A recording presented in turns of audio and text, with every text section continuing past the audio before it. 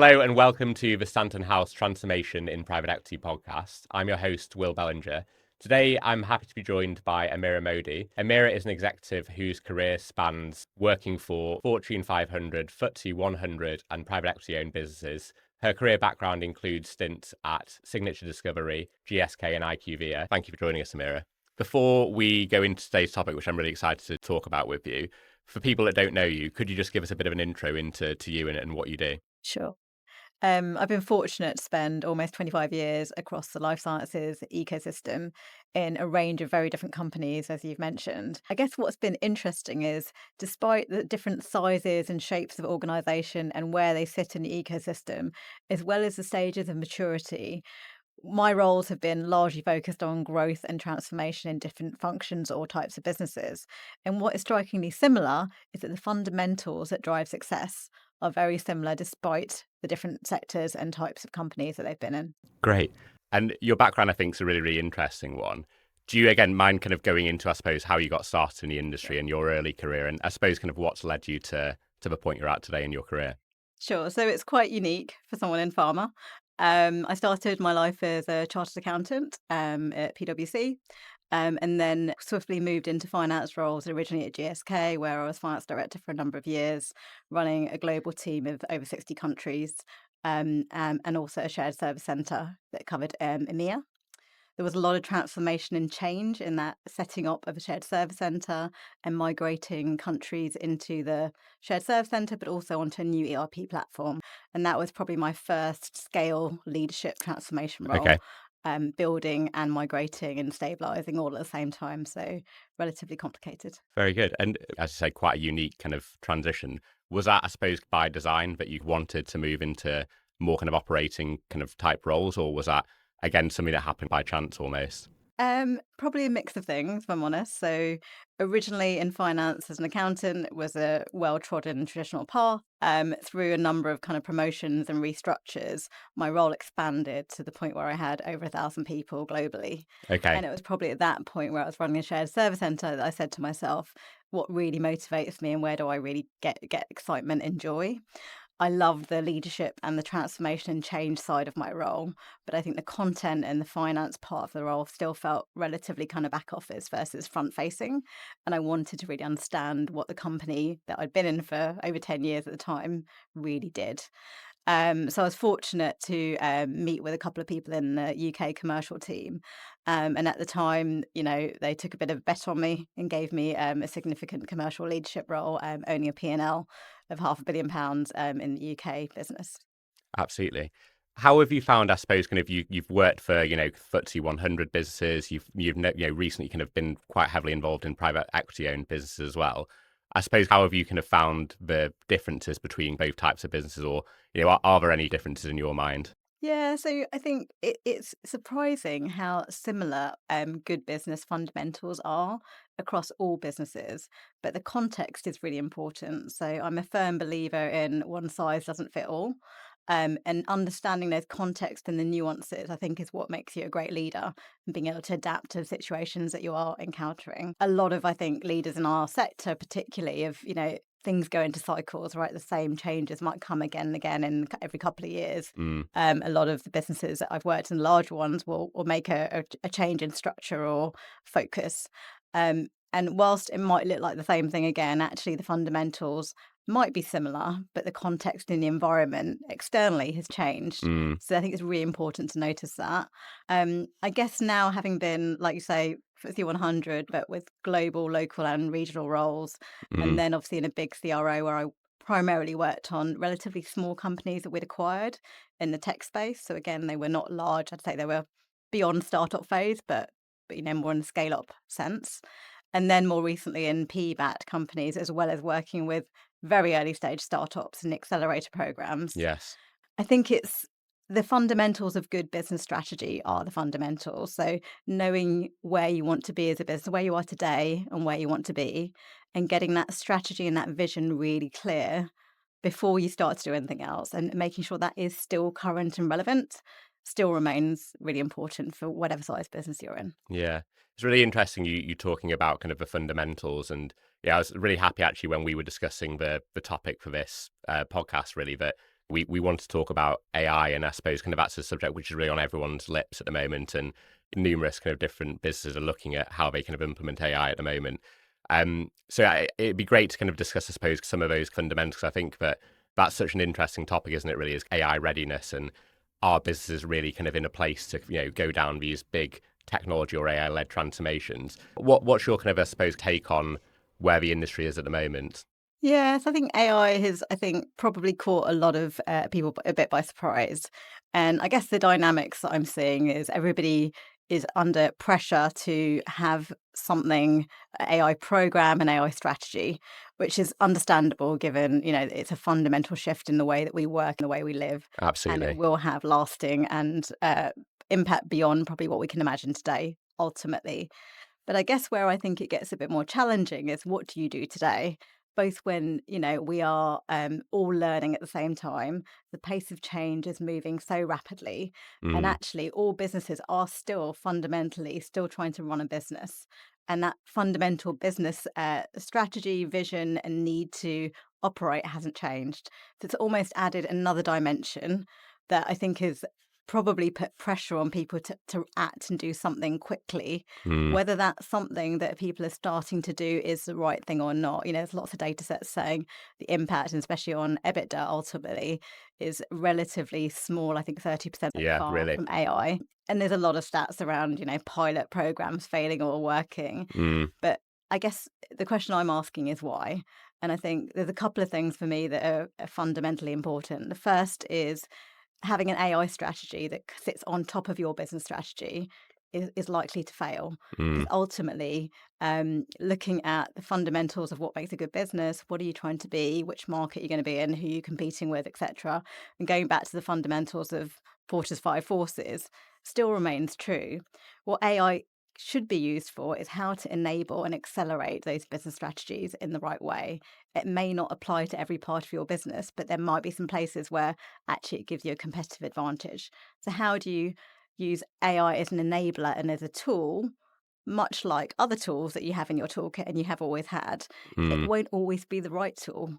So, yeah, when is it the right tool? When do you play that card, as it were, and when do you not? And I think yes. knowing when it's not the right tool as well is equally important.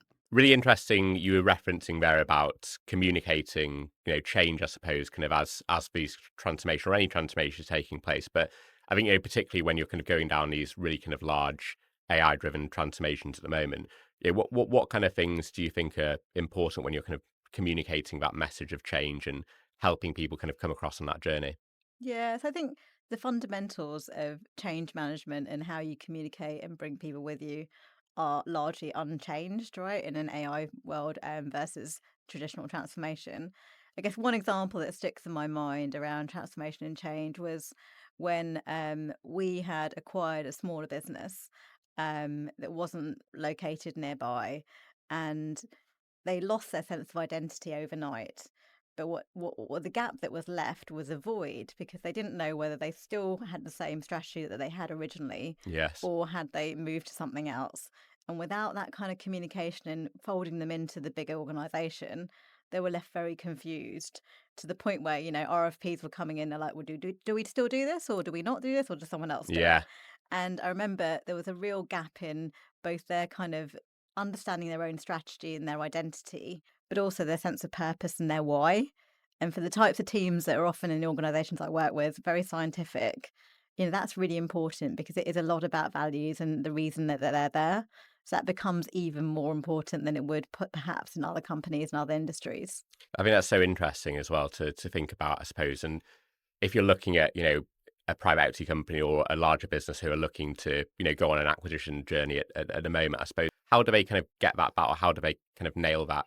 Because it's, I say it happens kind of so often, doesn't it? But Yeah. what can people do, I suppose, from an integration point of view when they're writing their integration strategy? What should they be mindful of, in your opinion? Yeah, I mean, I think a lot of people have playbooks and kind of processes that they follow, but I think the devil is in the detail. It's the small things and it's the big things, right? And a lot of the time when it comes to people, little things make a difference, right? Leadership showing up, being on site, really possibly taking that step a bit further than they would normally have to make people feel like they're part of something bigger and the benefits of that and really exploring those benefits openly. as well as understanding the fears and concerns. And again, that comes back to AI. With AI, for any employee, they're thinking, what does it mean for me? Do I still have a job? Does my job change? What should I do with AI? Should I trust AI? Can I use AI? Can I not? What am I allowed to do? And I think there's a whole level of questions that come through everybody's mind, both in their kind of professional and personal lives, as to what Yeah. does this really mean? And I think having that kind of open discussion, a way for also listening to people's concerns, both through any integration or change, of which AI is one good example. Really, the importance of something I created in one of my earlier roles in pharma was listening sessions. So we'd go around different countries, and every time we went around, we would have a round table of a mixed audience, and it would just be about a very short kind of few minutes at the beginning saying, here's what we're doing as a business. Let's give you a little reminder about some of the key things, maybe 5 minutes. The rest of the session was all about listening. And what's on your Mm, mind? What are you worried about? What do you want to hear more about? With no other agenda. And I found that I've had that similar kind of model replicated. I've replicated it in a couple of other roles I've been in. And you can't underestimate the value of the feedback you hear. And, there'll always be people that say, actually, we already told them that, or we've said that already. But actually, you might have said it, but was it heard? And the fundamentals of kind of communication, you have to say things more than once for people to kind of hear it, and everybody hears things in different ways. And one way of communication, written email, may work for some, but actually for others, they need to hear it from a person. So I think absolutely. understanding those kind of different styles, as with all transformation and change, but knowing that as we move to a world that is much more focused on machines and AI, the importance of that kind of personal human touch is just going to increase. Absolutely. That's a really interesting way to look at it. I think, so often when people are thinking about, going on a bit of a transformation journey, that they are, I suppose, looking at the broader picture. But I think having that, putting yourself in someone else's shoes of how would that make me feel if I'm, the employee who's having to manage this change. That's so, I think, kind of key, isn't it? What about from, I suppose, not just talking about human experience there. How do you think kind of AI will have an effect on, diversity? There's obviously been in the last few years a big kind of effort to, I suppose, improve diversity hiring, but I suppose also looking at kind of diverse ways of thinking, because there's a risk, I suppose, isn't there, that with AI that you just get this kind of one track, quite tunnel vision. Yes. How do you think it will have an effect on diversity of thought and human experience? Yes, I think the more we move into a world where AI is kind of more dominant, I think the ability to challenge, question, and really interrogate what we're seeing coming out of any AI model or tool becomes even more important. And I guess, how do you either build or develop those skills and those transformational muscles to challenge something that you see? To both kind of go through the change, but actually when you get the outputs, how do you know that actually they're what you're looking for? And I think the element of judgment and challenge, actually, the importance of that for leaders is increasing. And that's something that some people do very naturally, others less so. But I firmly believe the way that you think and you challenge is a product of mostly your own experiences. Yes, you learn it, but actually experiences build those kind of skills and the ways of thinking. So for me, the diversity that I think will be needed even more so will be diverse ways of thinking and style. And again, that comes from having people that have been in different situations, not necessarily diversity in its pure form as we might think of it, but diversity of experience, style, and leadership. Absolutely. You use a phrase there that I really liked, which is transformation muscle. Could you kind of explain a little bit more about what that phrase means and what it means to you? Something that, again, I've come across for some time. I think the need for it is increasing. And I guess it's a way that businesses are needing to evolve and change more rapidly and be more agile to environmental and external factors, as well as internal factors that are affecting them now, probably more so than they may have in a more stable market. And I think that the ability to kind of transform and change and adapt to changes is both from an employee point of view is something that, people get used to the more they see it and the more they go through change. But as a leader and as a leadership level or as a kind of management level, again, how do you build those skills in your leadership and your managers to be able to lead and manage those changes with their teams? And I think that's a lot of the time where things break down. You might focus on the employee kind of population, and at a senior leadership level, they've got loads of coaching, training, and they're hearing about it, and it's in their kind of day-to-day DNA. Mm-hmm. The middle management layer, where I think you do need to really build skills to lead change. Again, I see that as a bit of a muscle. The more you build it, obviously you can buy in skills, but actually when change becomes a fundamental way in which businesses operate, and that change is constant, it's not a one-off change. And Yes. with AI, again, no one knows exactly where this is going, but there will be many iterations. We'll learn, we'll get some things right, we'll get some things wrong, but change will be constant. And I think whether that's something that people are comfortable with or not, it's a reality.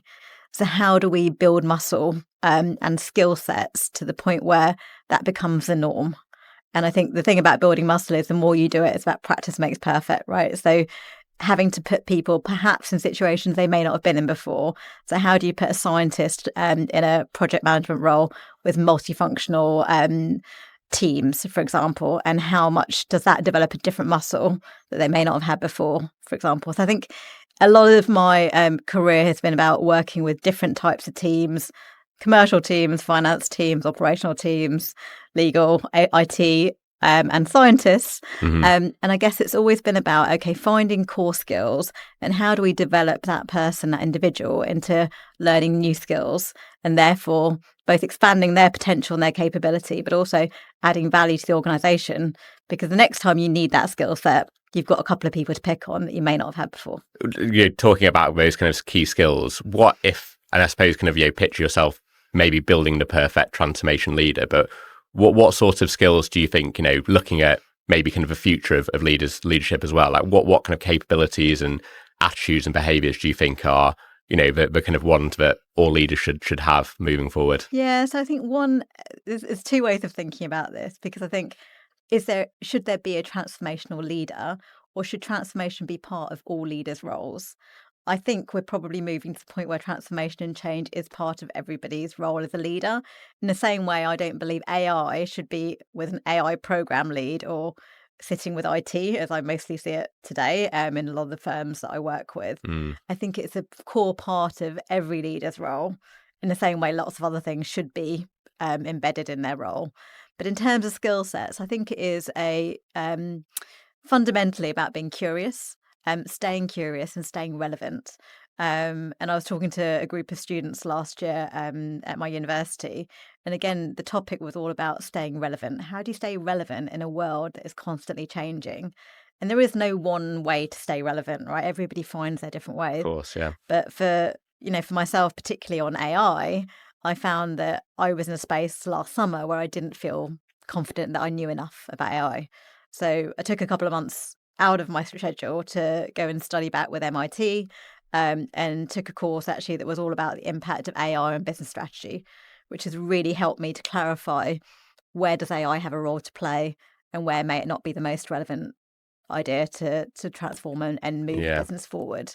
And I think that's really important with PE-backed companies, where you've got kind of a value creation plan that needs executing in a finite time period. I think, we've all heard that it's not just going to be about financial efficiency anymore. It's a lot more about operational process and transformation efficiencies to really stretch that EBITDA margin further.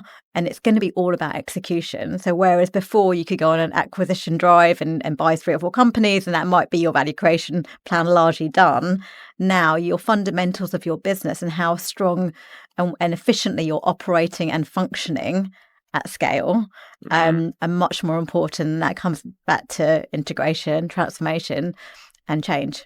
And AI is a enabler that can help you get there faster in some ways. On that kind of subject, in terms of a pace of change, I mean, private equity has always been a fast-paced, highly pressurized environment, but how do you see that kind of evolving where, life cycles of private equity-owned businesses are taking longer to get sold?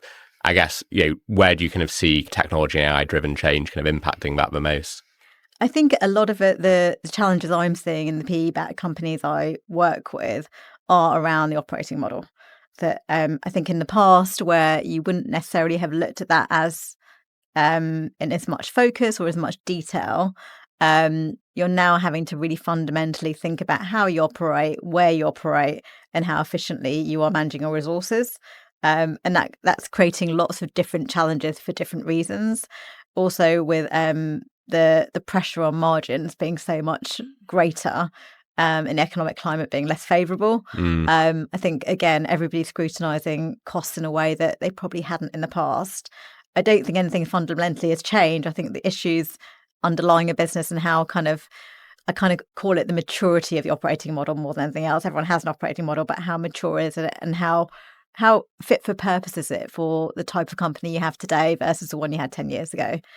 And I think usually in the cycle, times being shorter, you may not have scrutinised that as much because actually you're on track for an exit and you'd already made the multiple you needed. So off you go, and that's kind of the problem for the future. But I'm finding companies of a significant scale that have huge data process transformation issues that have never been touched, including simple things that I know that I looked at back in my GSK days is, where do you put resources, right? High cost location versus low cost location.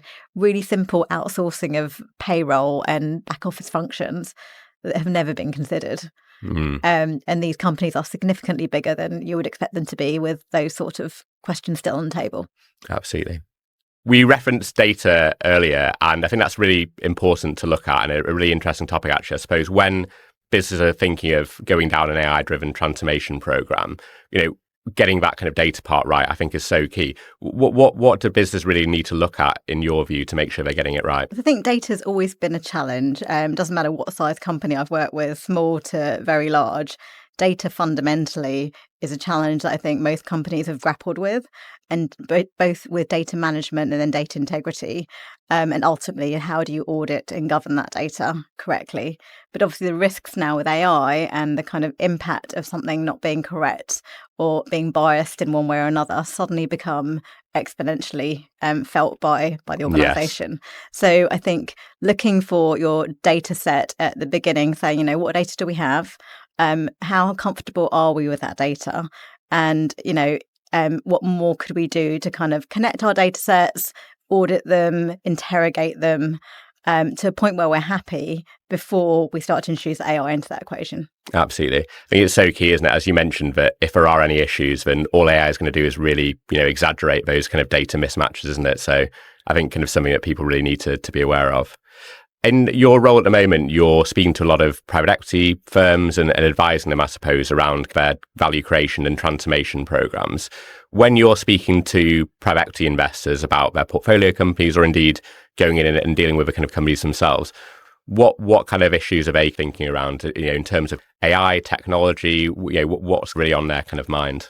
Yeah, I think in the current climate, particularly in the industry I work in, which is life sciences, the fundamental business issues are probably taking more attention than AI, if I'm being frank. Yes. I think everybody has looked at AI. There's a lot of AI projects, programs, strategies. I don't see them being well integrated into the business and the fundamental business strategies. I think there's a step still to make there. Mm-hmm. I think exec teams and boards, frankly, are struggling. There probably isn't enough AI awareness and confidence to be able to say, actually, what should we do and what should we not do? Yeah. So how do you make those decisions?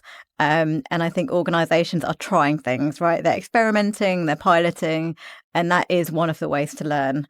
But I think fundamentally there is a big step change to really embed AI into a business's core strategy and play to its strength in the right ways. Yeah, absolutely. Do you see that as being something which is exclusively, within kind of life sciences, or is that, broadly speaking, your experience is quite similar across the kind of board, really? So obviously I've mostly been in life sciences, but my network is broadened beyond that. Yes. What I'd say from speaking to others, and in fact last week I sat with a group of pharma leaders talking about this exact subject on a roundtable about AI and how it affects the pharma industry. And I guess the observations that we were making as a group were that the pharma industry has always been very slow to react to change, very reluctant, quite conservative type model.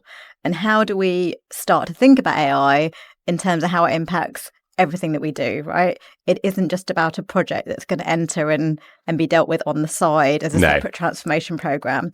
This is fundamentally in the core of everything we do and how we work and how we lead teams. And I think the challenge that we were talking about is to break that mold in an industry that is particularly conservative and quite dated in a lot of the ways that it has accepted new technologies and new changes. And in a world that is changing much more rapidly than it has in the past, there's a real danger that unless somebody is ready to kind of really challenge and break the model as it stands today, that could be a difficult change and transition to go through. Yeah. What I suppose, coming on to the point you kind of made around perhaps people being resistant to change, I think a lot of the times when we're kind of talking about transformation in general, that's often the part that gets left behind, isn't it? Is what actually is going to move the needle here is kind of getting people to adapt to this change as quickly as possible and managing it in a way that's as least disruptive to them. I think from from your experience, what have you found maybe in terms of challenges with kind of rolling out these types of programs, cultural or people driven kind of point of view? I think one comes from the leader, right, and the leadership style. I think it's a situation where you have to be open to admitting that we don't have all the answers. And I think acknowledging that and sharing that with your teams goes a long way in a period that is uncertain. People are nervous. How will AI affect my job? Will I have a job tomorrow or next month? So I think the openness and the clarity and transparency for me, where possible, is really important rather than saying nothing. I think when you leave a gap, people fill that void. So I think there's a lot around communication, and not just about the what about communication, but also about the how. It's almost like the need for communication in a world where we're going down almost, trusting the machines, as it were, and going down more use of AI and technology. Actually, the communication gap and demand for communication and messaging from humans becomes larger. And how you do that in terms of different channels. We have access to so many channels now, and knowing that different people will engage in a different way depending on their own personal style and motivators. So not just town hall presentations, but more small group interactions and engagement sessions, as well as kind of mentoring and coaching sessions to really bring people on that journey, which is an uncertain journey for everybody. That's really interesting, I think, to talk about, obviously, with AI being rolled out more and more, the almost to say kind of fear of losing jobs. And that I think is a very, very real fear for a lot of people at the moment. That I think is quite a unique challenge to manage, isn't it? How do you kind of, I suppose, go around kind of telling people, look, this is actually a good thing. This is going to benefit you, not kind of put you in any danger of losing your job, really. Yeah, I think it's about including people in the solution, right? So I think, again, how we talked about AI being a strategy that kind of comes top down. Actually, I think this is in terms of culture and kind of skill sets, is about engaging with the teams and getting ideas from grassroots as well as strategy from above, and kind of melding the two together, having cross-functional working teams, thinking about ideas and solutions, challenging them, piloting them. I think more inclusivity in the way that these ideas are created and then progressed or not, and taking those learnings as a team and as a business might help to alleviate those concerns. Equally, as leaders, we all need to start to adapt and be much more flexible in the way that we lead our teams. Because what might have worked in the past in the new world and the kind of emerging skill sets with AI won't necessarily be the same value that we add going forward. Thank you very much for all your thoughts. I've really enjoyed the discussion today. Just before we let you go, I suppose in summary, what are your final thoughts around what businesses need to do and what executives need to think about when preparing for AI readiness at the moment? So I think when we think about private equity, it's always been about creating value. Ultimately, that's the purpose of the model. I think AI is a great and fantastic opportunity for us to accelerate and create greater value in PE-backed companies. But fundamentally, to have a good impact with any AI transformational program in your business, it's going to come back to the fundamentals of having a clear strategy, strong people leadership, a solid operating model and processes and data behind it, and ultimately the leadership and the people to embed that change in your organization. Great. Look, thank you very much for coming in and speaking to me today. I've really enjoyed the discussion. I think it's been really interesting to get your take on it. So, yeah, thank you again for your thoughts and looking forward to catching up with you again soon. Thanks. Thank you very much for joining us today, and to my guest Amira Modi for her discussion. Really interesting. I hope that you all found that as insightful as I did and you have some really useful takeaways. For more information on transformation and value creation hiring for your business, please do get in touch with me or anyone else at Stanton House, or indeed Amira, for any needs that you may have. And until next time, we'll see you again.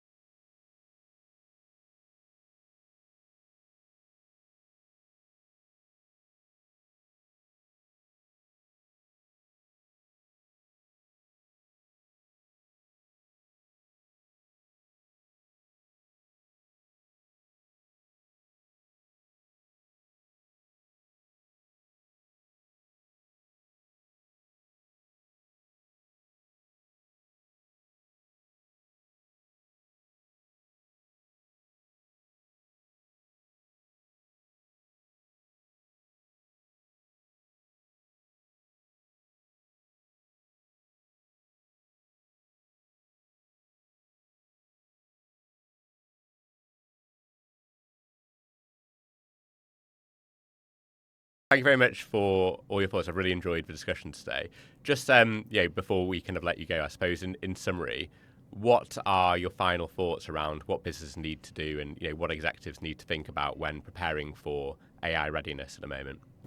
So I think when we think about private equity, it's always been about creating value. Ultimately, that's the purpose of the model. I think AI is a great and fantastic opportunity for us to accelerate and create greater value in PE-backed companies.